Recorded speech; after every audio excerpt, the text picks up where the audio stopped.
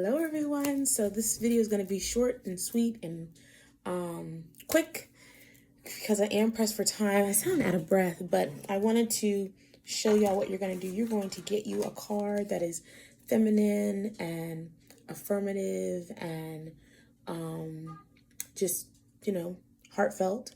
You're going to handwrite your notes and your thoughts, and then you're going to cut out your plant card. You can buy cut flowers, but I feel like by buying a giant house plant that cannot die, should not die, I do need to cut that one. But for the most part, this was the best looking plant from my local grocery store, okay? And then, these people are making all this noise. And then just a little icing on the cake, if they're not a plant person, you're not 100% sure, you're going to get them a gift card.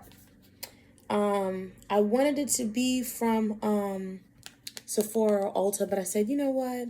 Let's not put them in a box, right? So I thought this one would be fun. Why am I doing this? I am doing this because closed mouths don't get fed. My rent was going to go up $300 in less than a year. Yes, I said that correctly. And I was like, wait, what?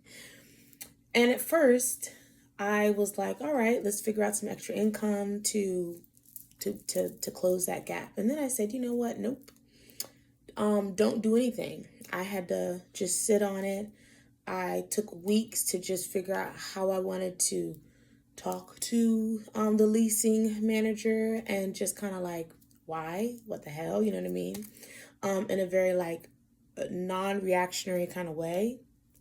And, I kept getting these emails like, please select your lease or let us know you're going to be leaving in June. And I was like, oh, I hate this feeling. And so I finally went in person and I did sit down and I said I would like to understand why my rent is going up in such a drastic way and what are my options. And she was like, that's just where the market is. I'm really sorry. There's nothing I can do about it. Most 2 bedrooms are going for 17, 18 plus. And, you came in at a really low time. And I was like, okay.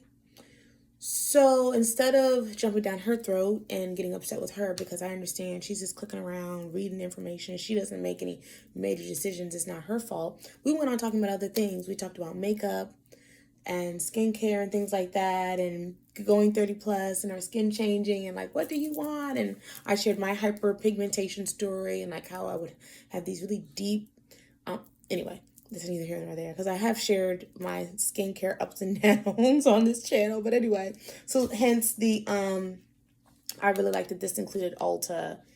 Yeah, I really liked it that. And Macy's has stuff, their whole makeup section, whatever. So, and so I just was like, okay, thank you. So I took another several weeks, probably almost a month, like, gosh, what should I do? Should I leave and put in my notice and, try to house hack or find something else or, and your mind is like switching schools, switching everything, packing up this house hunting, and the market being so saturated with everyone else doing the same thing. And so now we're pushing April.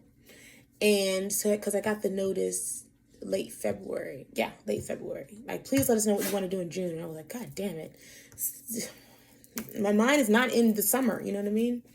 So I got a call from the office. It was the office assistant or the leasing consultant. Hey, can you pick a lease, sign the lease, something? Or again, let us know. Because if you don't let us know within the 60 days or something like that, it'll automatically just lock you into a lease. And then if y'all know anything about leases, if you go month to month, it's even more. It's over $2,000 a month. And so the story behind this is that I feel like when you are vulnerable and you express that, hey, I want to stay here, or whatever your need is, and maybe it's not a leasing situation, maybe it's your cell phone bill or utility bill or anything, or your insurance, car insurance, or anything that you're locked into, you have to let them know what doesn't work for you and what's within your budget, and ask them, what can you do to keep me as a customer? You don't have to say it like that, but what can you do? Because closed mouths don't get fed. If I had just said, all right, fuck it, it is what it is, and I'm just going to figure it out, I don't think I'd be sitting here sharing the story of why I want to give the leasing manager a plan and a gift card and a thank you card, because I went back and I said, okay, I have just so much riding on the line, and I understand you can't fix the numbers. You can't make the numbers just magically stay, under market. But I'm paraphrasing now, but maybe I can switch into downsize into a 1-bedroom, or, what do you have in this price range and what's available in June? Like, because I have children and it's just a lot, and I'm doing so many other things. And she was like, oh my God, I don't want you stressing. Let me look again. And, she was able to keep my rate relatively low. The market had fluctuated. And I share this because not so much that may be like everyone's experience, but just having that connection of like, I'm not trying to be angry with you or cause you any type of confusion or like jump down your throat, but can you help me? And what are my options? And also, too, I think for me sitting on it and waiting on it and letting it go, because the first time that she told me there's nothing I could do, I left it there and I didn't start just looking for other apartments and looking for a second job and like, where I'm going to get this extra money, how am I going to pull it from other things? Like, because I'm trying to continue horseback riding. I'm trying to have a vacation. I'm trying to continue to build my real estate portfolio or start my portfolio. Like, that money is already allocated for. I don't want to flush that money down the drain because someone says this is what we require, so, but in that moment when you're faced with something that is so daunting and like, damn, what am I going to do? Sometimes there is nothing that you can do other than take it, set it down, and go about your day. I still needed to cook. I had errands to run. We still had swim and gymnastics and things to do and places to go and dishes to wash, and I had schoolwork to do. There's enough. So worrying and holding this thing and taking up space in a negative way doesn't help the situation. And if you know that you know that you know, and you're constantly writing your story, you then also take that thing and say, it always works out. Some way, somehow, some way. Maybe it is going to be the best thing for me to move, but that answer isn't in me yet. I have to give time for me to know, to be sure, because how I make decisions is it feels right. It feels good. The answer came easy. It's like, this is a no-brainer.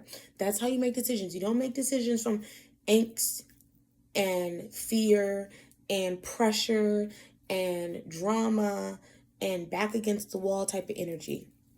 And so I share this story because you have to have that. It's going to always work out for me no matter what. And when I face these situations and I face these obstacles and dilemmas and things like that, I have to go in calm, cool, calm, and collected. I have to go in knowing that this is just a part of life and this too shall pass. And the best thing is going to work itself out. The best thing is going to come to me. If it's meant for me to move and the rent is not going to be what I need it to be, that's okay too. I'm just not at that. I just haven't arrived at that answer yet. I just haven't arrived at that solution yet. You almost think of it like, I just don't know exactly what to do yet. Not if, not maybe, but yet. Okay, so, go to whoever it is, whatever situation it is, and say, help me understand this, because this is what I need and this is what I'm trying to do. That's all you have to do. I did it with my cell phone provider. I did it with my car insurance. I did it with something else that I was like, if the rate's going up, the rate's going up. But I know what my budget is and I know where I want that out. We're not professing I don't have it. I can't afford that. That's too expensive. We're not saying that. We're just saying that's not where I can prioritize my energy right now. Okay? That's not in my plans right now. Remember, every word, every phrase, every sentence that you formulate is a spell in the sense that it is spelling out the reality that you're writing for yourself, the version of your story. So if you can't afford $300, then you can't afford $300. I didn't want to figure out how to create and pull that $300 from somewhere else that was already like, no, that's not the plan. That's not what I'm going to do right now. Maybe for someone, it's like, oh, I do want to try to manifest that money in a very low effort, easy, calm, passive way. Okay, great. Let that be your version of the story then. You're not trying to fight it maybe, but you definitely want it to come in a way that like it's easy for you. So there's so many different ways to word what it is that you need and pulling that power from within and saying, now everything else is going to move accordingly. Oh, my baby's here. So I'm gonna say hi to her. She's home from school. And I will talk to you guys in the next one. Peace, bye. And I hope that helps someone out there. Good luck to you and stay positive. Peace, bye. Hey, baby.